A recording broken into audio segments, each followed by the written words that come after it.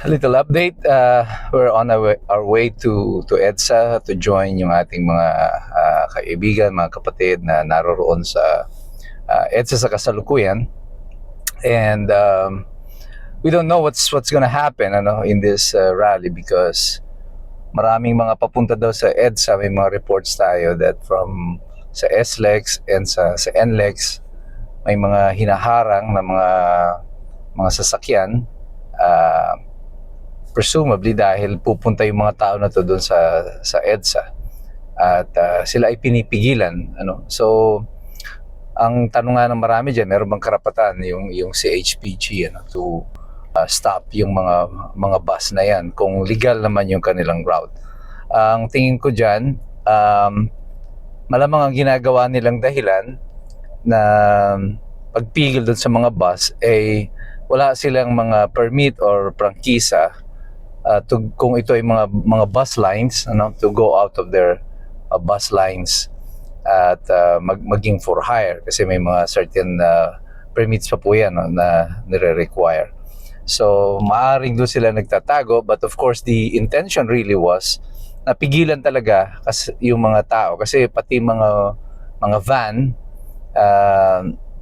na hina-hire ng mga tao para makarating sila sa EDSA ay pinipigilan din.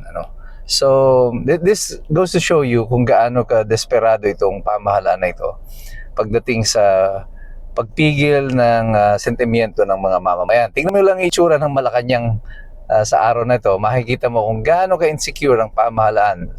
Siguro naaalala pa nila yung nangyari doon sa EDSA 1. That's why they are trying to prepare kung ano man ang mangyayari. Yung paligid ng Malacanang sa kasalukuyan ay mukha na siyang parang fortress.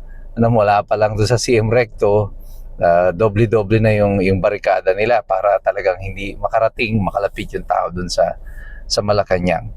So, but in reality, yung mga barriers na yan are useless kung totoong ito ay mangyayari bilang isang people power kagaya na nangyari noong 1986, even noong 2001 against kay Erap Estrada. But ano man ang mangyari, ako sa totoo lang, just to be honest with you, hindi po ako naniniwala na dahil dito sa pagrarally natin na to ay bababa na agad si Bongbong Marcos, unless something happens in the military. Masyado na po silang manhid sa pakiramdam ng mga mamamayan, at I don't think na yung mga rally na ito will make a difference to them. But at least alam nila ngayon, they have been put on notice. The people are no longer going to put up with this, na hindi lahat ng tao ay natatakot sa kanila. Hindi lahat ng tao ay tatahimik at hindi nalang kikibo sa kanilang mga pang-aabuso. Alam nating lahat, alam ng mga iskombro kung anong ginagawa ninyo, kung paano nyo inaabuso ang aming mga karapatan. Pero ang mga mamamayan, hindi rin po yan titigil. Ang EDSA Revolution po noong 1986 did not happen with just one single rally. From 1983, simula nang namatay si Ninoy Aquino, at alam din ito ng mga dilaw, they should know this, na tuloy-tuloy ang mga kilos protesta noon laban kay Marcos hanggang natuloy na nga yung eleksyon, yung snap election noong 1985. Pero dinaya naman ng mga Marcos yung snap election. At pagkatapos dayain yung election, nag-collapse na yung piso, nag-kudeta na sina Enrile, and then there was a people power revolution. Pagdating po doon kay noong 2001 naman, kay Erap Estrada, wala pong kudeta noon. Nauna po yung pagrarally ng mga tao before pumasok po ang mga military. When it became obvious that the people no longer supports si Erap Estrada, the military had no other option but to support the movement na nangyayari noon sa EDSA. And so Gloria Macapagal Arroyo was sworn in as president. So hindi po kinakailangan na magkaroon talaga ng kudeta agad bago kumilos ang mga mamamayan or military din, ano.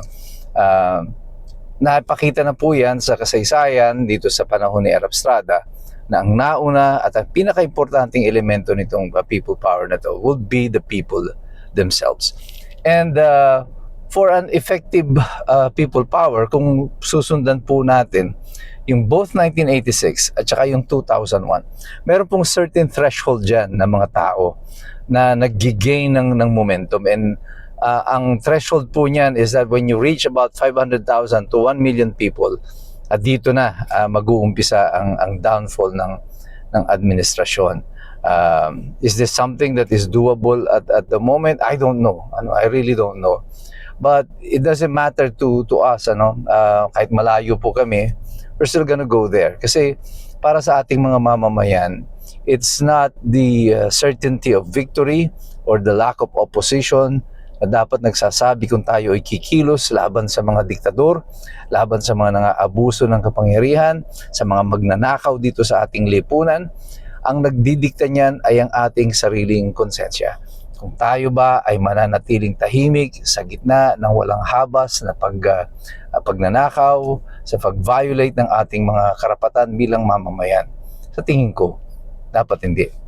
Dapat ang bawat isa sa atin, kahit na tayo ay sinisikil, dapat tayong magpahayag, dapat tayong magsabi, sapagkat ito lamang ang tunay na kapangyarihan ng ordinaryong mamamayan, ang kanyang tinig. Wala tayong baril, wala tayong puwersang militar. Ang meron lang tayo ay ang ating mga boses at obligasyon ng pamahalaan na pakinggan tayong lahat. At tayong lahat na mga nasa hanay ng mga nagmamalasakit pa hanggang sa kasalukuyan para sa tama at sa makatwiran, ay obligasyon naman natin na tayo ay sumali at makilahok dito. Kaya kung kaya po ninyo, everyone is being invited, just to be there, participate, be counted. Sapagkat tayong lahat, patuloy tayo dapat na nagmamasid, nakikilahok, nag-aaral. Sapagkat mahirap makialam ang taong walang alam. God bless you, God bless us all. Mabuhay ang Republika ng Pilipinas.